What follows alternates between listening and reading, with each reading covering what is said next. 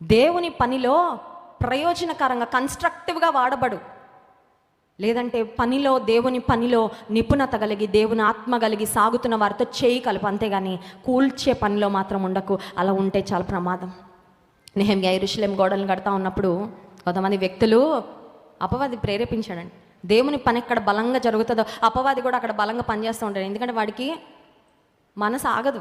ఏంటి దేవుడి పని ఇలా జరిగిపోతుంది ఏంటి, దేవుని రాజ్యం ఇలా కట్టబడిపోతుంది ఏంటి, ఏదో ఒక విధంగా ఆపాల్సిందే, ఏదో ఒక విధంగా లాగాల్సిందే వెనక్కి.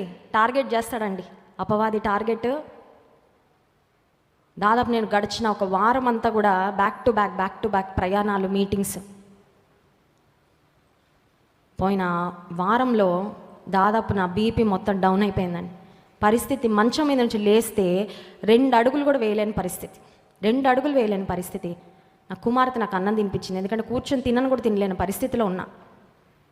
ఒకరి తర్వాత ఒకరు బిడ్డలు సిక్ అవ్వడం, జాన్ వెస్లీ గారు లేరు, నేను సిక్ అయిపోవడం.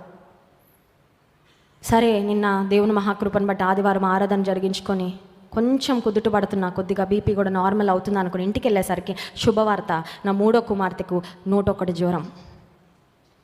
ఎట్లా ఉందంటే పరిస్థితి, ఒక దాడి తర్వాత ఇంకొక, బయట తిరుగుతా ప్రపంచం అంతా, ఆయా ప్రదేశాలు తిరుగుతా సువార్త పని చేస్తూ ఉంటే ఇంట్లో శోధకుడు ఏదో ఒక బలహీనత, ఏదో ఒక అనారోగ్యం. కానీ దేవుడు ఖచ్చితంగా జయము, అవేవి మనల్ని ఏమీ ఆపవు మనల్ని. దేవుని కొరకు ముందుకు సాగుతూనే ఉంటాం. స్తోత్రం చెప్దామా? హల్లెలూయా. నువ్వు దేవుని కొరకు ముందుకు వెళ్తూ ఉంటే నిన్ను వెనక్కి లాగడానికి ఏదో ఒక రూపంలో, ఒక ఫైనాన్షియల్ స్ట్రగుల్ అవ్వచ్చు, ఒక హెల్త్ ప్రాబ్లం అవ్వచ్చు, లేకపోతే నీ మీద విమర్శలు చేసేవాళ్ళ ఉండొచ్చు, ఏదో ఒక విధంగా అపవాది నిన్ను వెనక్కి లాగడానికి ప్రయత్నం చేస్తూనే ఉంటాడు. కానీ ఆగద్దు.